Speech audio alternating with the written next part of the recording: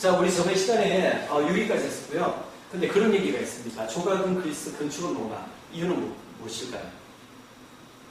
일단 건축이 로마가 아주 유명하다.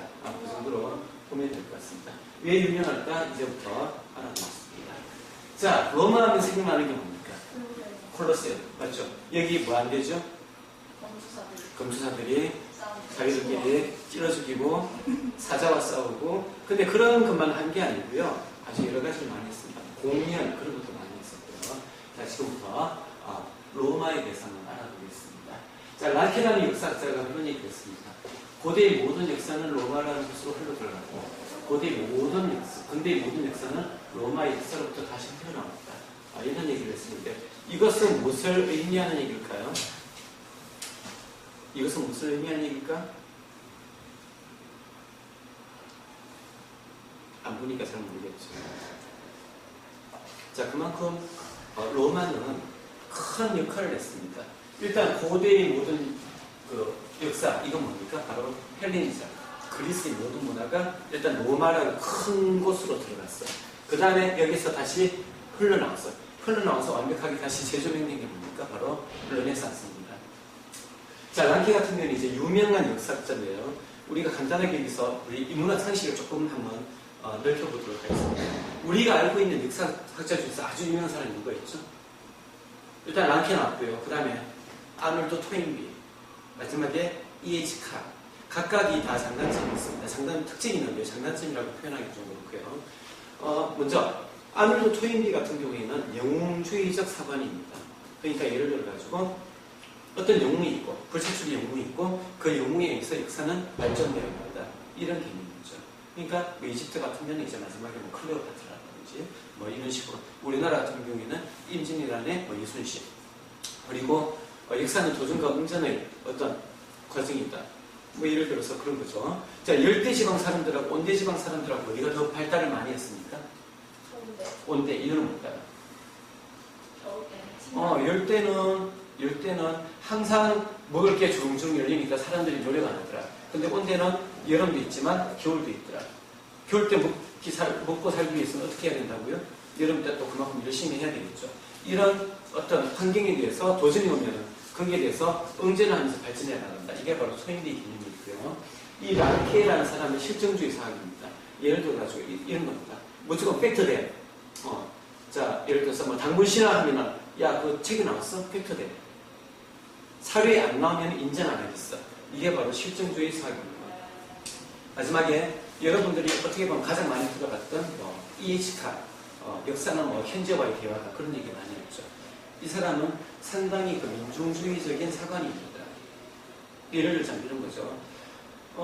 만일 이순신이 안 나왔더라도 그때 당시에 우리나라의 어떤 민중들이 사각이라든가 그런 데 의해서 해전을 이길 수밖에 없었다. 뭐 이런 쪽으로 이제 어떤 민중에 의해서 독자적인 영웅에 의해서 이끌려가는 게 아니고요. 전체적인 어떤 민중의 흐름 속에서 이제 역사를 만들어주고요. 그 역사는 바로 현재 해석에 의해서, 그리고 역사가가 그 과거의 어떤 사례의 그 숨결을 불러넣어가지고 재조명하고 재탄생시키는 그런 어떤 사관을 가진 게 바로 E.H. 카입니다.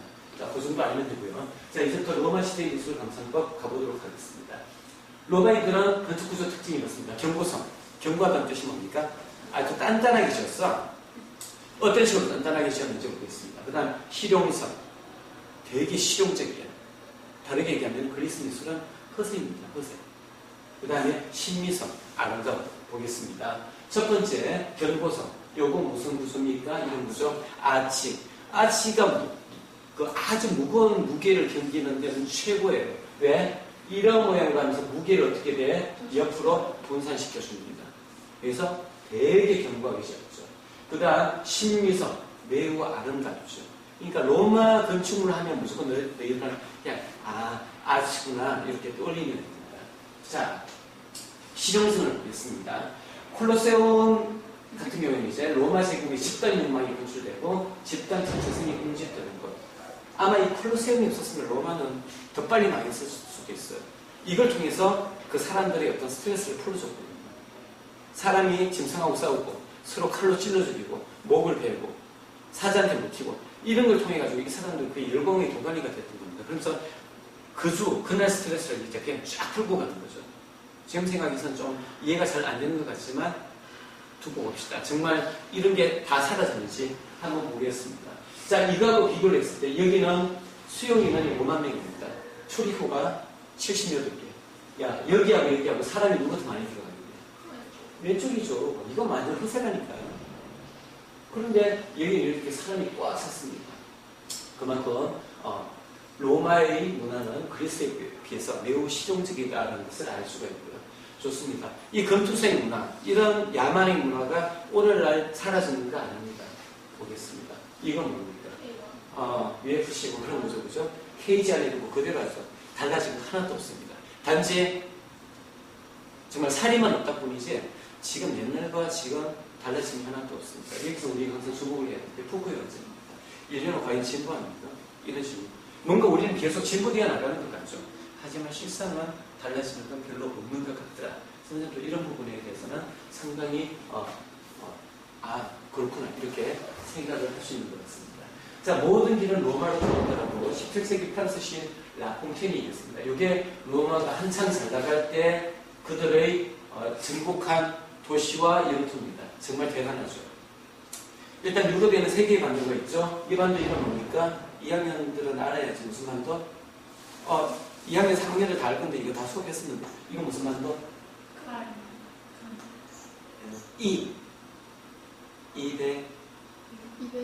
이베리아 반도. 오, 이베리아 반도. 그럼 여기는 뭐? 여기 무슨 나라? 이탈리아 반도. 그 다음 여기에 유럽의 화약은 뭡니까? 크림 말고 발칸만으로 그렇죠. 자, 얘기를 일단 다 먹었고요. 그 다음에 아프리카 위쪽까지, 그 다음에 소아시아까지 완벽한 대제국이 되었습니다. 자, 이렇게 대제국이 되었을 때 가장 여기서 최고 대빵들은 고민하는 게 뭡니까? 뭘 가장 고민하죠? 나라가 넓으면은 어떻게 다 관리를? 어떻게 관리할까? 또 전쟁 나면 어떡하지? 반란이 일어나면 어떡하지? 그거 아니겠습니까? 자, 그러면은 빨리 가가지고 어떻게 됩니까? 그것들을 진압을 해야 되겠죠. 그러기 위해서 빨리 이동하기 위해서 뭐가 필요해? 길, 바로 도로가 필요합니다. 그래서 로마는 가장 유명한 게 바로 도로입니다. 자, 이 도로가 얼마나 대단했냐면요. 길이는 한 5.5m 됩니다. 폭이. 그 다음에 곡선 같은 경우에는 이제 한 5m 됩니다. 이런 길이 다 합쳐가지고 8만 km. 만리장성 5,000km. 우리 경부선 400km. 그것도 2000년 전. 장난 아니죠. 정말 로마는 대제국입니다. 자, 그리고 이런 길만 도로만 있었던 게 아니고요. 그 다음에 이렇게 합니다. 비아 이게 뭐죠? 이게 노란색 비아 살라리아라고 있는데 이게 뭐냐면 여기 해안가에서 로마로 뭔가를 이동시켰어요. 살라리아 하면 생각나는 건 뭐가 있습니까? 살라리아. 예전에는 이걸로 월급을 줬어요. 후추 말고?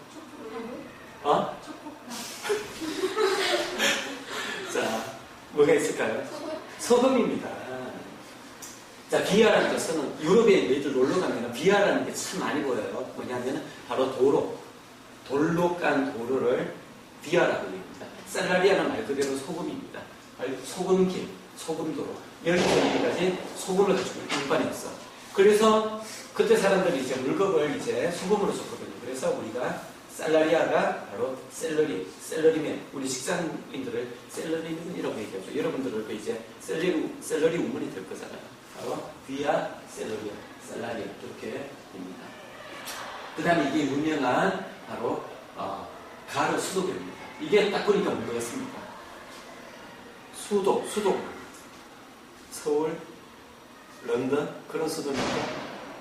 물 숫자에 길도자 이게 물관이야. 자, 우리 국력을 나타내는 여러 가지 지표가 있는데 GDP가 뭡니까? 대표적으로 쓰는 게 GDP. 국민 총생산.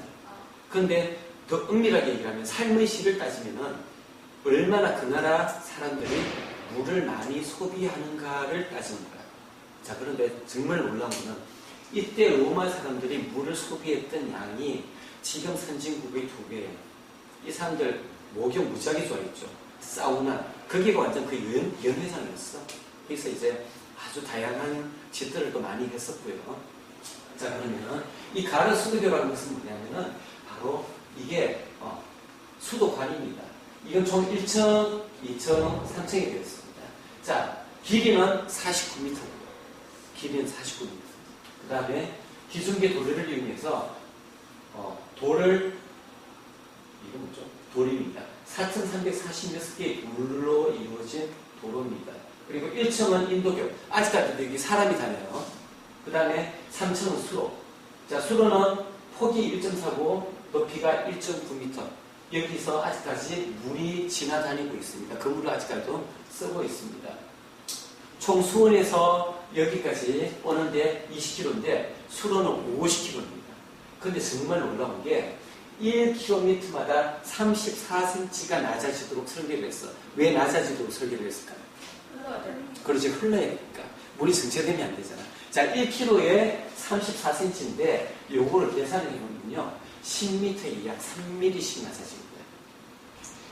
상상이 됩니까? 10m에 정확하게 3mm씩 낮아지도록 설계를 해서 이게 물이 흘러가도록 만들었어요. 정말 대단한 나라입니다. 정말. 자, 조각생으로 보는 인문정신의 문제 보겠습니다. 첫 번째, 독재자 수는. 이 그림 딱 보니까 어떤 느낌 들어요?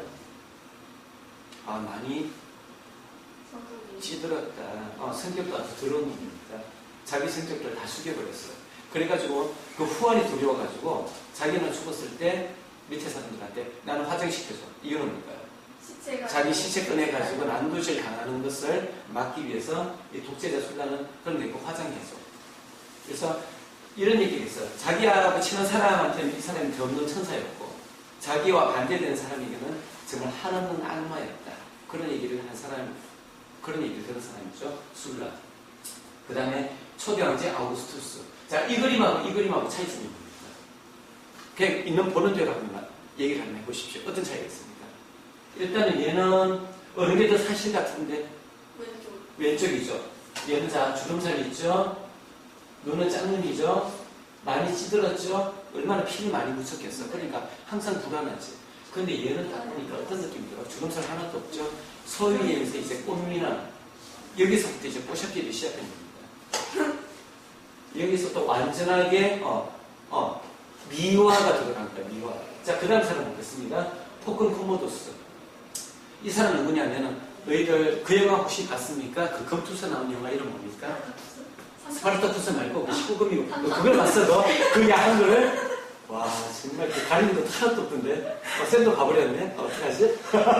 자, 그 말고 또 있잖아요. 그 산맥 말고 그 전에 나오는 거. 그 뭡니까? 그게 아까 전에 나왔던 그 누굽니까? 영화 기억 안 납니까? 쌤이 갑자기 기억 안 나서 그런 거예요 지금. 빨리 얘기해줘 빨리. 그 금토사 나오고 싸우고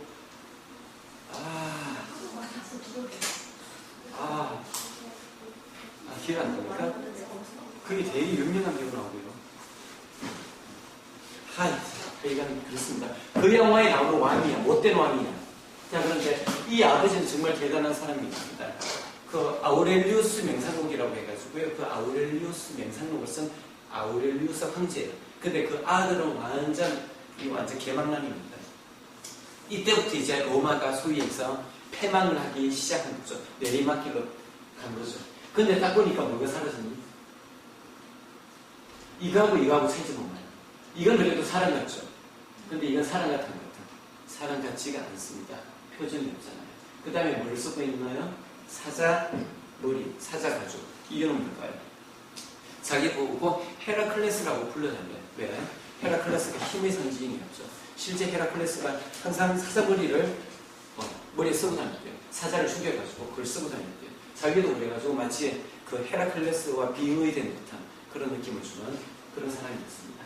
그 다음에 콘스탄티누스, 바로 동로마 제국의 형제였죠. 길이는 10m. 자, 10m인데 이 얼굴을 위에서 이렇게 쳐다본다고 생각해봐요. 여러분들 어떤 느낌이 납니까? 일단 표정의 변화가 있습니까? 없습니까? 없죠. 그리고 무척 근엄하죠. 근엄하게 이럴 게 없죠. 위에서 올려다본다 생각해봐. 그냥 바로 주눅 든단 말이에요. 이유는 뭘까요? 여기서부터 이제 황제는 인간이 아니고 바로 신입니다. 자, 그런데 이 순서대로 갔는데요. 이거를 이용한 사람이 있습니다. 지금부터 이 사진과 뭐가 비슷한지 한번 보겠습니다. 뭔가 좀 느낌이 비슷하지 않나요? 바로 괴벨스가 이걸 그대로 이용했어요. 히틀러는 사진을 찍을 때 항상 정면 사진을 찍지 않아요. 어떻게 찍는다고요? 아래에서 위로 찍습니다. 그러면 보는 사람이 어떤 느낌을 받을까요? 그렇죠. 위압감을 받습니다. 그리고 솔직해서 이렇게 됩니다. 자, 이걸 괴벨스가 그대로 이용을 했다고 합니다. 자, 오늘부터 이제 중세미술 감상법으로 들어가겠습니다. 중세는 여러 가지 기간을 정하는 그게 있는데 크게 두 가지입니다. 서로마 제국이 멸망했을 때부터 해가지고 동로마 제국이 멸망했을 때 여기서 여기 빼면 몇 년 나오니? 약 몇 년 나와? 약 1000년이지. 그래서 중세 1000년이라고 얘기하는 거야. 자, 서로마 제국은 게르만 민족에 의해서 멸망했고요. 동로마 제국은 오스만 투르크에 의해서 멸망했습니다. 그래가지고 요 기간까지를 우리가 바로 중세라고 얘기를 하고요. 근데 일반적으로는 이제 서로마 제국이 멸망해서 르네상스 전까지라고 이렇게 얘기를 합니다. 자, 중세를 관통하는 건 바로 두 가지입니다. 첫 번째 뭘까요? 봉건제. 두 번째 뭘까요? 교회. 종교, 그렇지, 교회. 이때 사람들은 낮에는 영주의 지배를 받았고요. 그러니까 육체적으로는 영주의 지배를 받았고요. 정신적으로는 무의 지배를 받았어요. 바로 교회의 지배를 받았습니다. 이 장면은 뭘까요? 혹시 카누사의 굴욕이라고 들어봤습니까? 네. 어떤 겁니까? 그게 하이미 4세가 교황한테 까불다가 교황이 뭐라 그랬습니까? 너 그랬지? 나 지옥 갈 거야. 그 얘기 한마디로 무릎으로 기어가지고 가가지고 싹싹 뛰는 거죠. 가장 큰 공포는 뭡니까? 인간이 죽었을 때 지옥 가면 안 되는 거. 결국 마지막에 거기에 팍 죽였잖아요. 이때부터 이제 교황의 군의가 황제의 군의에 올라서게 되는 그런 계기가 되는 겁니다. 자, 중세를 관통하는 두 개의 키워드, 봉건제와 그리스도교. 언제 시간 되면은 중세, 서양의 봉건제하고 동양의 봉건제가 어떤 차이가 나는지도 세 명은 설명을 해드리겠습니다. 오병이요. 오병 뜻이 뭡니까? 5배. 병자는 무슨 병? 떡이죠, 그죠? 우리 한국말로 하면 떡이죠. 그때 빵이 없었으니까. 이어는 뭐야? 두 마리 물고기. 혹시 여기 교회나 성당 다니는 사람 중에서 얘기해 줄 수 있는 사람이 있니? 너 교회 다니지? 교회? 교회? 무교? 갑자기 다들 종교를 바꾸는 거 아니야? 교회 다니지? 아니, 한국의 기독교 비율이 이렇게 높은데, 너. 그럼 너, 무교. 혹시 무속 신앙을? 자, 그 다음, 지선님. 무교? 무신론자? 야, 대단합니다. 야, 한국은, 기독교 왜 이렇게 많은데? 하여간 중요한 건 뭐냐면, 이런 스토리예요. 그냥 말 그대로 그냥 상식적으로 알 수 있는 기술 같은 게 있죠. 자, 빵 5개하고 물고기 2마리 있는데 갑자기 막 수천 명의 사람이 몰려왔어. 제자들이 얘기를 합니다. 어이구, 예수님, 어떡합니까? 저 사람들 다, 어떡하죠? 그러니까. 야, 그냥 생각하지 말고 막 돌렸는데 끊임없이 계속 나와.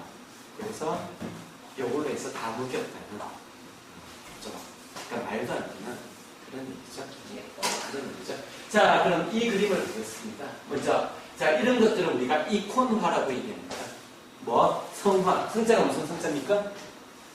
성스러울 성자. 그러니까 종교를 다루는 그림을 성화라고 얘기하고, 이거를 조금 더 유식하게 얘기하면 이콘이라고 합니다.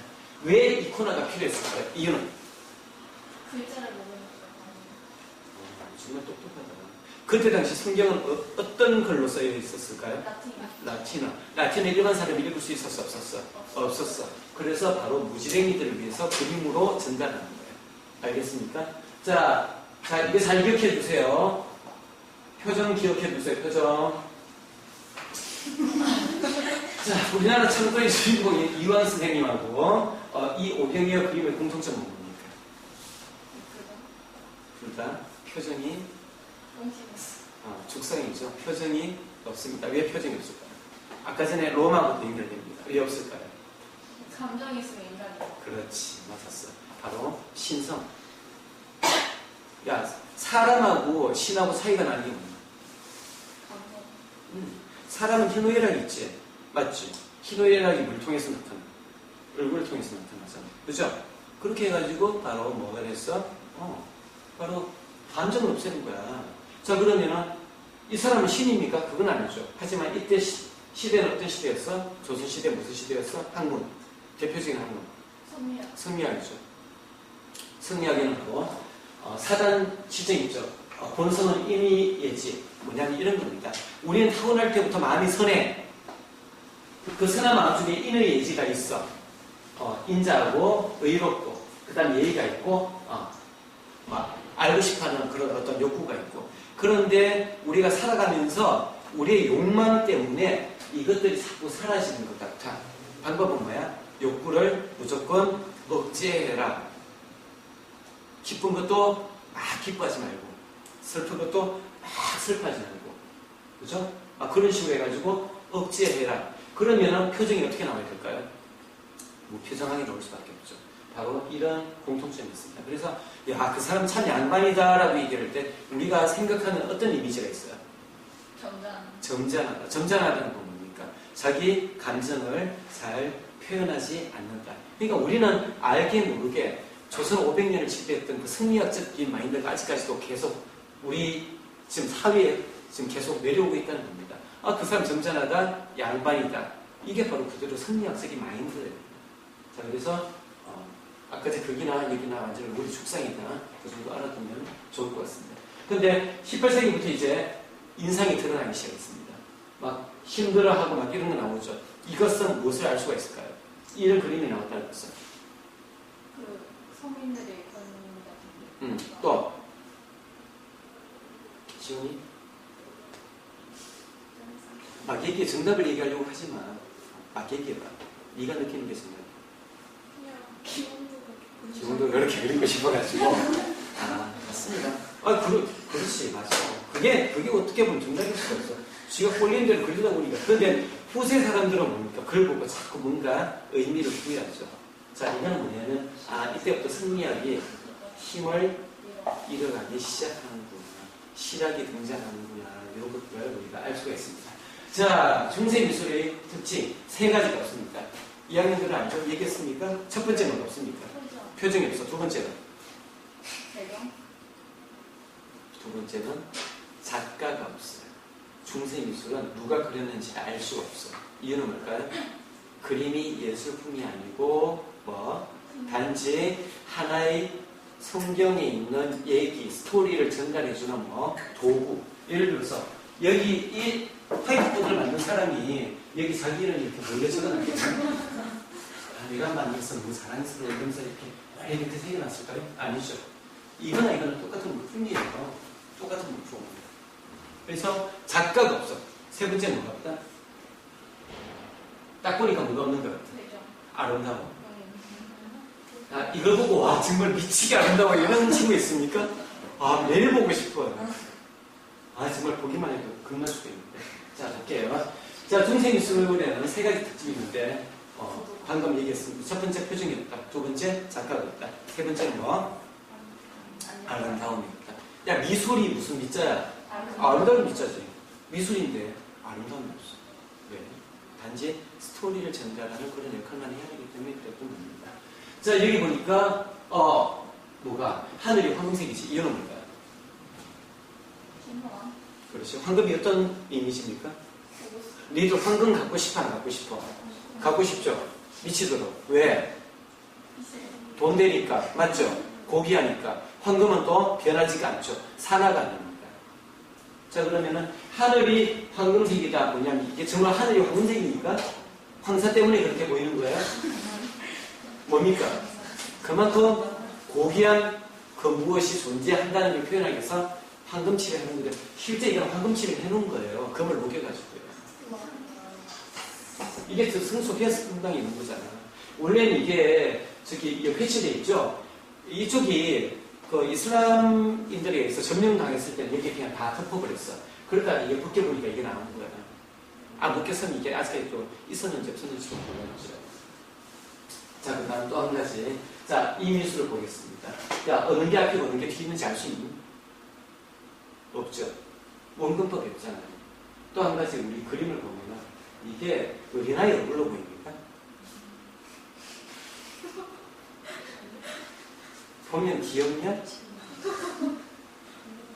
이게 뭐냐면 이때 당시 사람들의 마인드를 알 수가 있어.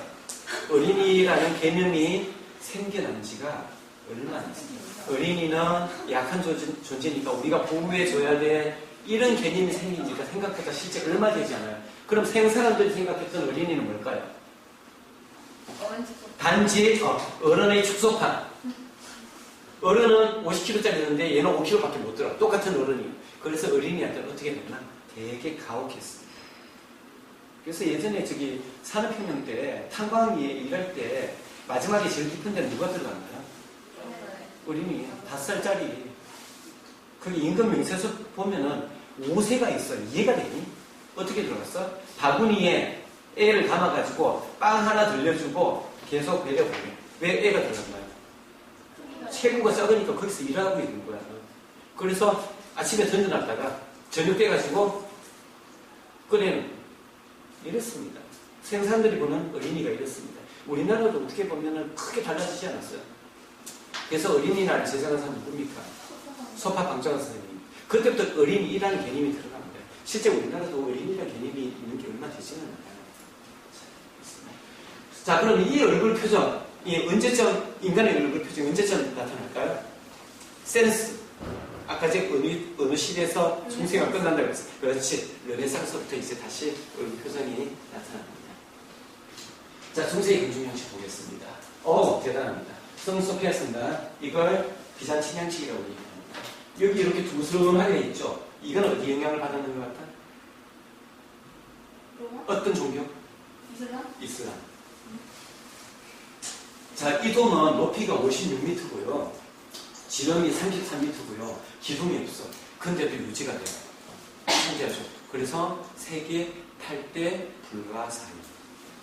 대단합니다. 쌤도 이렇게 한번 눌러봐보고 싶어요.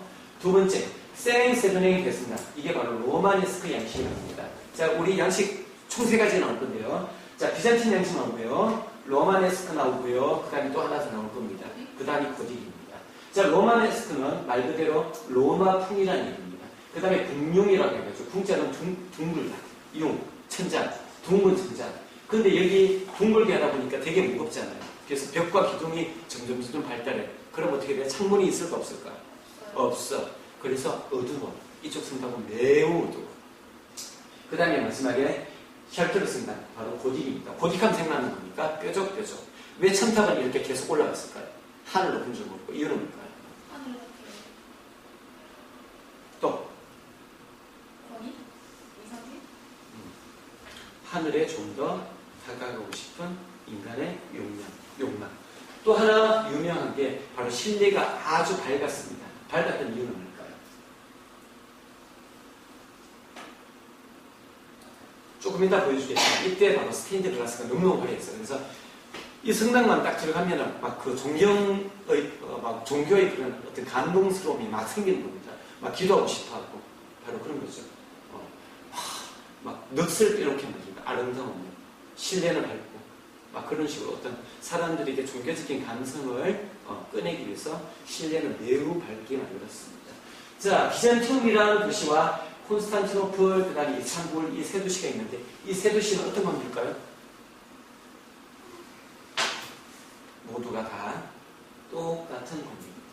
똑같은 거야. 그러니까 콘스탄티노플 이전의 이름이 비잔티움이고요. 그 다음에 얘가 다시 이슬람, 그러니까 오스만 투르크 제국에서 점령만 했어. 그래서 이스탄불로 바뀌는 거야. 그래서 레이를 이렇게 앞으로 이 문학 서적이나 책을 볼 때 이렇게 나면 요 것들이 다 같은 거구나 그렇게 알면 되겠습니다. 바로 이게 셰프트르 선반의 뭡니까? 세인로렌스. 장난 아니죠? 들어가면 그냥 바로 뿅 가겠죠? 그렇습니다. 이제 서서히 이제 변화가 오기 시작합니다. 이제 중세가 이제 끝나가기 시작합니다.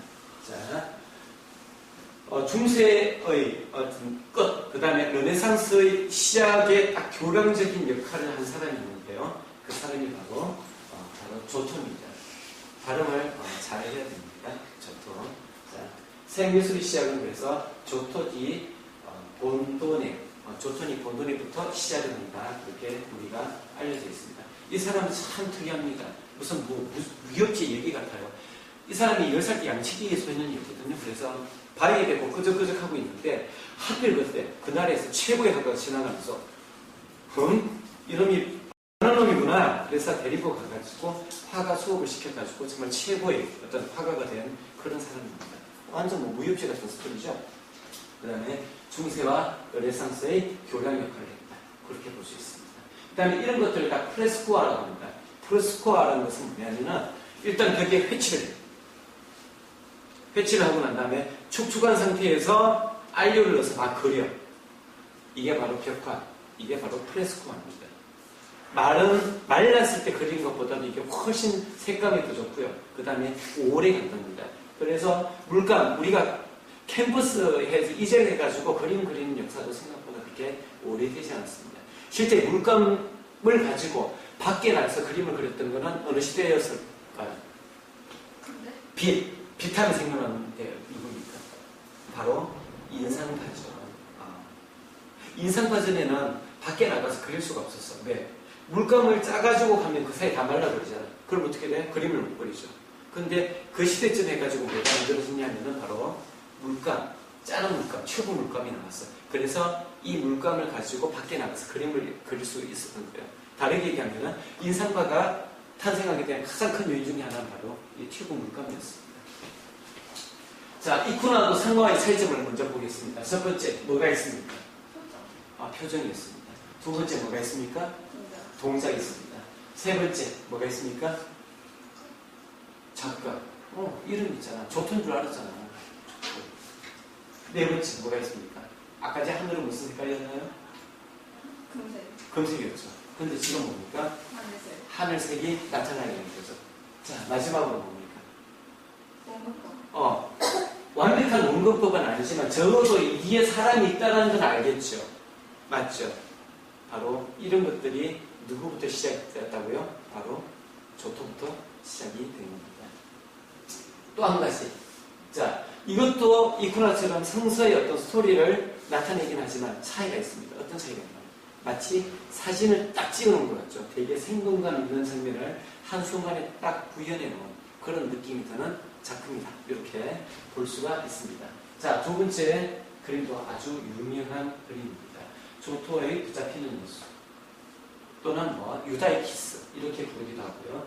스크로베니 예배당이라고 있습니다. 스크로베니는 뭘까요? 사람 이름입니다. 돈 놓고 돈 먹기에 이런 직업을 뭐라고 얘기합니까? 사채업자. 이 사람이 아마 그 도시에서 아주 유명한 사채업자. 사채업자들 대충 유럽에서 어떤 인종들이 합니까? 돈밖에 모른다. 유태인입니다. 그래가지고 이때부터는 뭐냐면은 자 그렇게 돈을 막 악착같이 정말 긁어 모았는데 이제 죽을 때 되니까 어떤 걱정이 됩니까? 지옥 가면 안 된다. 그래가지고 뭘 합니까? 교회를 짓기 시작합니다. 짓고 난 다음에 뭘 채워야 되겠죠? 그림을 채워요. 자 그리고 그림을 채울 때 어떻게 됩니까? 돈으로 사죠. 다르게 얘기하면 그전에는 작가, 그러니까 화가라는 개념이 직업인이라는 개념은 없었어요. 그냥 일하다가 좀 할만하면 그림 하나 그리고 그냥 하고 뭐 이런 식입니다. 너 그림 좀 잘 그려. 그러면 그림 하나 그리다가 일하고 뭐 이런 식인데 이때부터 이런 사람들의 후원을 받아가지고 그림을 그리기 시작했다. 그래가지고 본격적인 어떻게 보면 직업인으로서의 화가가 등장하게 됩니다. 자, 이 사람은 누굴까요? 유다. 왜 키스를 합니까? 예수님을 사랑했습니까? 뭡니까? 글쎄, 교회를 안 가니까 이건 너희들이 알 수가 없지. 이 스토리는 대충 이런 겁니다. 자, 이 사람이 배반을 하죠. 자, 뒤에는 누가 있나요? 병사들. 그래서 내가 키스하는 사람이 당신이 그렇게 찾던 바로 그 사람입니다. 그래서 키스를 하고 있는 장면입니다. 자, 노란색입니다. 왜 노란색을 입혔을까요?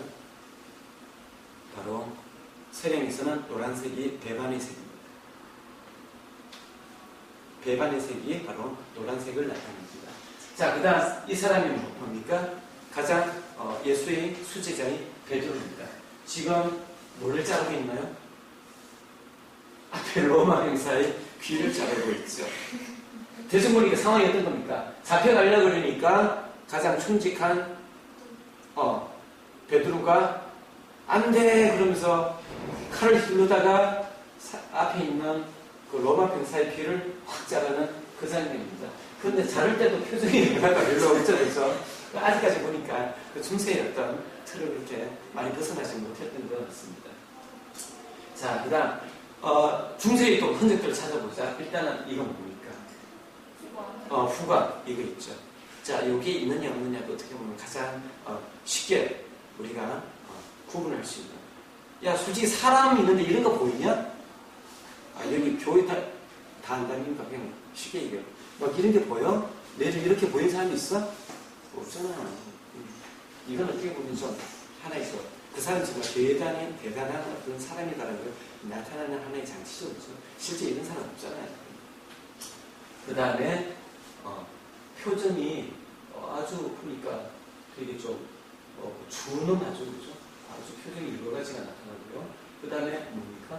하늘 색깔이 하늘 색깔이 푸른 색깔이고 표정 변화가 여기 되게 준엄하고 아주 이거는 아주 그냥 능청맞고 야기하고 그 다음에 화나고 이런 것들은 이제 중세와 달라진 부분이고요. 그 다음에 이 후광에 있는 부분은 중세하고 비슷한 아직까지도 그런 영향을 많이 받고 있는 그런 그림이라고 알 수가 있습니다. 자, 이거 딱 보니까 또 어떤 느낌이 들어? 뒤에 사람들이 많이 있구나.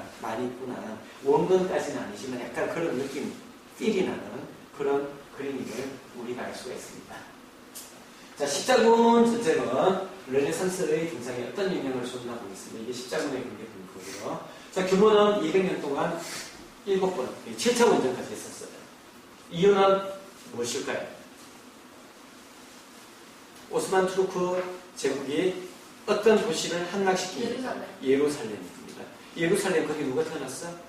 예수. 그래서 성지순례를 가야 되는데 걔들 딱 막고 있으니까 갈 수 있어 없어? 없어. 그러니까 갑자기 교황이 열받았던 겁니다. 야, 다 나와 이렇게 된 겁니다. 그래서 각 나라에서 차출을 했습니다. 그래서 공격해, 탈환시켜. 이게 직접적인 이유고요. 숨은 이유는 뭡니까? 그렇죠. 바로 약탈하기 위해서. 어느 정도였냐 하면은, 이제 그 얘기를 해줄게요. 자, 교황이 그래서 어떤 얘기 했어? 이거는 성전이죠. 성전은 뭡니까? 성전은 전쟁. 바로, 하느님의 권능과 권위를 드러내기 위한 전쟁이죠. 그러니까 너희들 어떤 짓을 하더라도 죄가 안 돼. 사면을 내렸습니다. 그래서 사람들이 미친 듯이 사람들을 죽이고 물건을 약탈했죠. 예루살렘 시민이 그때 5만이었거든요. 4만 명 죽었습니다. 4만 명을 죽였습니다. 그리고 약탈은 장난이 아니고요.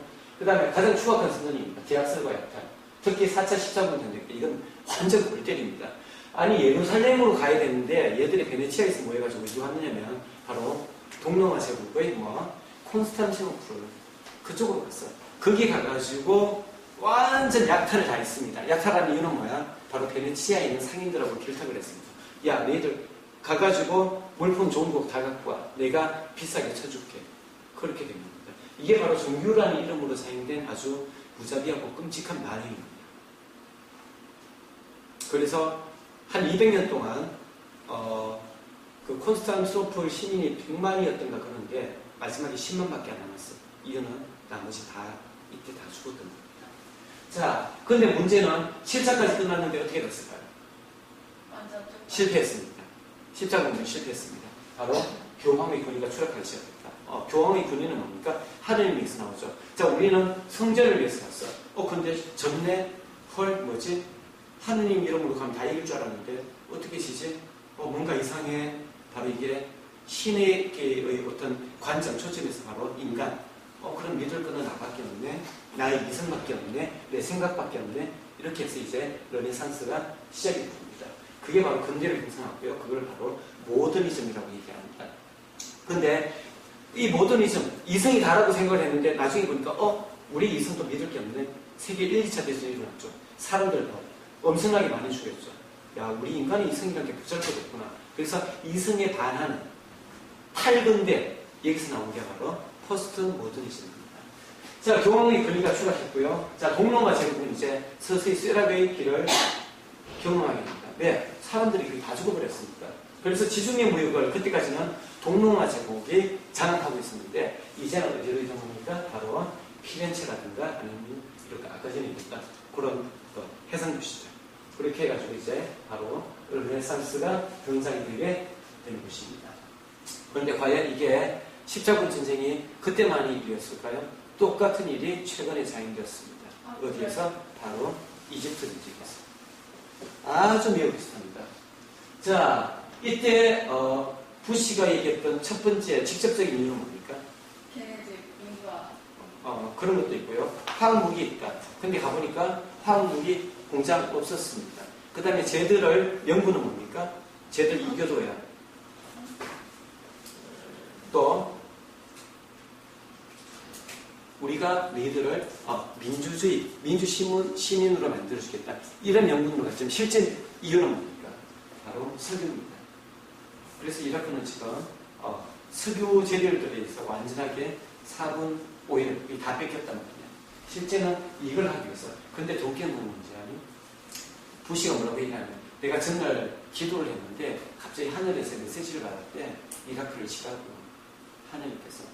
그게 실제 전쟁의 그러니까 미국은 어떻게 보면은 종교의 국가는 완전 신정국가예요. 기독교 국가입니다. 미국에서 무신론자라고 얘기를 하는 건 되게 위험한 행동입니다. 미국에서 무신론자라는 이해 자체는 못해요. 그래서 슈퍼볼 경기할 때 항상 누가 먼저 기도합니까?